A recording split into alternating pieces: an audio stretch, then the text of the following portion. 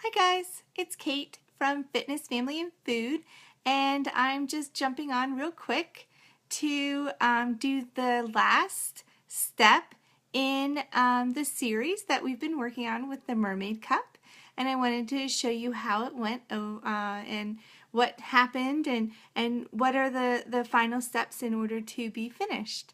So I have just a quick little thing to show you to go over and just a final sum it all up and wrap it up. So hopefully you can jump on and let me get started and turn the camera around so that I can show you the cup.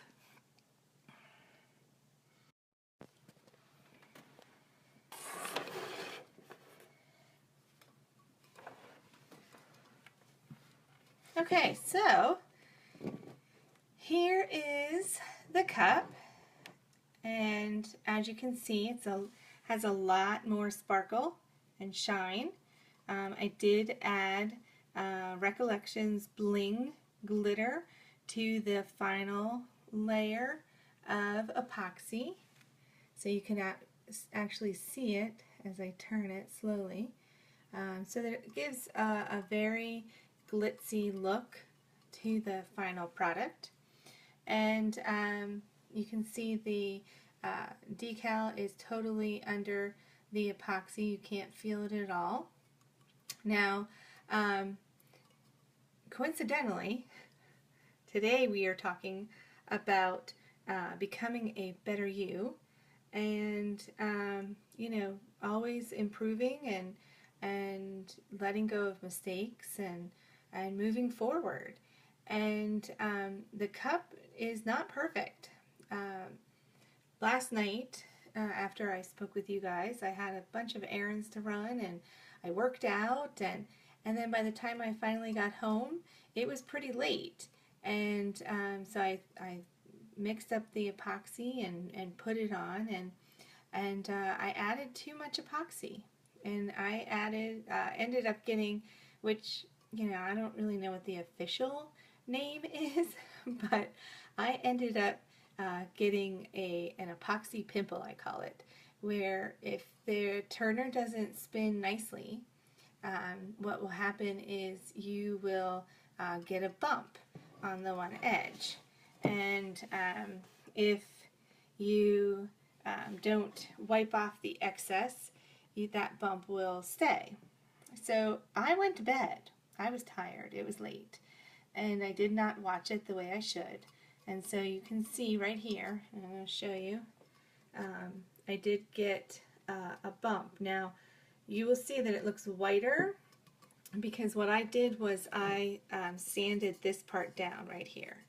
So in order to get rid of the bump, there are a couple things that you can do.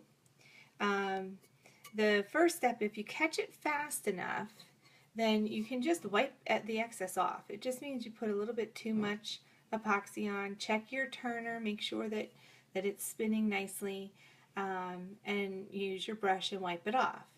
Now, if you don't catch it fast enough, then what you can do, and I will show you mine, you can use a heat gun. Now, this is my, it is a heat gun. It's for embossing, technically. And it's just has an on-off switch, and that's what the bottom part looks like. And you just put this on, and it melts it back down. So if it's starting to harden and you catch it, but it's not fast enough for you just to wipe off the excess, you can use this to liquefy it enough to be able to wipe it off. Then, if you don't do what those two, and you do what I did, and you go to bed, and you wake up in the morning, and you have an epoxy pimple, as I call it, then what you have to do is you're going to have to sand it down. Now you can see I've got it flat. It is discolored because I sanded it, but it is smooth. And what I will do is I will wipe it down with rubbing alcohol, because every time I touch it, I'm putting my oils on. So I'll wipe the whole cup down, including the sanded part, with rubbing alcohol. and then I will put the tiniest, thinnest layer of epoxy over my mistake so that it will totally clear up. You will not know that that mistake happened once the next little tiny layer of epoxy is put on. I will probably even only put the epoxy up here on this top part. I probably won't even do the entire cup because it really doesn't need it, and I'll just sort of smooth it out as it's going along. And that's really, what I want to talk about, to sum things up, is, life is a journey, and it's not always perfect. Sometimes you get these little bumps in the road, like I got last night. But no matter how old, how talented, how many experiences you've had or haven't had, you can always learn and grow and improve. So I have 4 quick tips, and then I'll let you go, on how to become a better you. The first one is you have to accept your mistakes, and you also have to forgive the mistakes of others. Accepting your mistakes is really the first step in dealing with them. And then once you've accepted them, you can deal with them and move on. No one's perfect. Don't beat yourself up. I messed this up, and now I don't even have a nice cup to show on my last step of my life.